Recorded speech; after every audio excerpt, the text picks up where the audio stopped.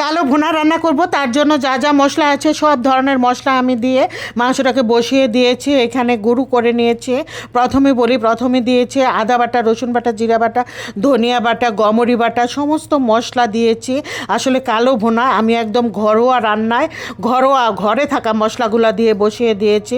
ঘরে যে যে মশলাগুলো থাকে ওই সব মশলা দিয়ে আমি কালো ভুনা বসিয়ে দিয়েছি। লং, গোলমরিচ, এলাচ, দারচিনি, বড় এলাচ, ছোটো এলাচ, স্টার এনেছি, তারপর হচ্ছে জায়ফল, জয়ত্রী, সব ধরনের মশলা গুঁড়ো করে আমি এখানে দিয়েছি। আর একটা মশলা আছে, এটাকে বলে কি মশলা বলে, রাঁধুনি সসটাও এখানে দিয়েছি। সব মশলা দিয়ে গরম পানি অল্প অল্প পানি দিয়ে এটাকে কষিয়ে কষিয়ে রান্না করে নিচ্ছি। পরের স্টেপে চলে যাব, মাংসটা সেদ্ধ হয়ে গেলে পরের প্রসেসে আমি চলে যাব। এই যে মাংসটা আসলে কালো ভুনা রান্নায় হচ্ছে মশলাটা একটু বেশি পরিমাণে দিতে হয়।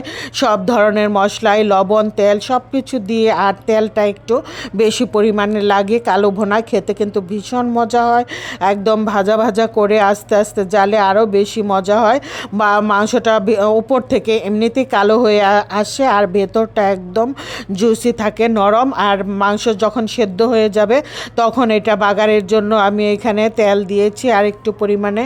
তারপর দিয়ে দিলাম পেঁয়াজ কুচি, রসুন কুচি, শুকনা মরিচ কুচি, এখানে কুচি করে নিয়েছি। শুকনা মরিচ কালো ভুনাটা একটু ঝালঝালই হয়, তবে আমি খুব বেশি একটা ঝাল করি নাই। আমার ছোটো বাজানটা কিন্তু ঝাল খেতে বেশি একটা পছন্দ করে না, তার জন্য আমি ঝালটা কমিয়ে দিয়েছি।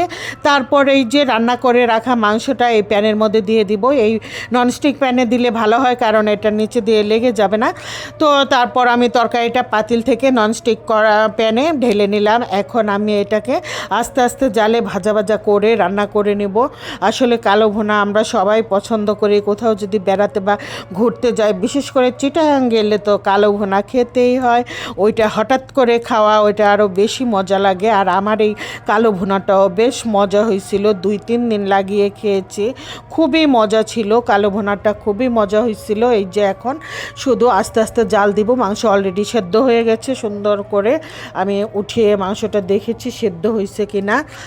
তো আমার ছোট বাজান, বড় বাজান, 2 বাজানেই মাশাল্লাহ অনেক পছন্দ করে, আর হাজব্যান্ড তো পছন্দ করেই, আমিও পছন্দ করি কালো ভুনা। এই তো এখন নেড়ে চেড়ে, আর দেখা যায় যে আমি যখন বড় পাতিলে মাংস রান্না করি, এমনিতেও যখন মাংস 2-3 দিন হয়ে যায় লাস্ট পর্যায়ে, তখন আমি ওই মাংসটাকে বাগার দিয়ে ওই মাংসটাকেও কালো ভুনার মতো করে নিই আস্তে আস্তে। এটা একদম কালারটা সুন্দর আসবে, কালো একটা কালার আসবে, এত কুচকুচে কালো আসবে না, কিন্তু কালো একটা কালার আসবে। খুবই মজা হয় খেতে। আর হচ্ছে খুবই খুবই মজা এটা। পরোটা, রুটি, ভাত, গরম ভাত, পোলাও, সাদা ভাত, মানে সব কিছুর সাথেই যায়। লুচির সাথেও খুবই মজা লাগে। আজকের ভিডিও এ পর্যন্তই ছিল। সবাই অনেক বেশি ভালো থাকবেন। আল্লাহ হাফেজ, আসসালামু আলাইকুম।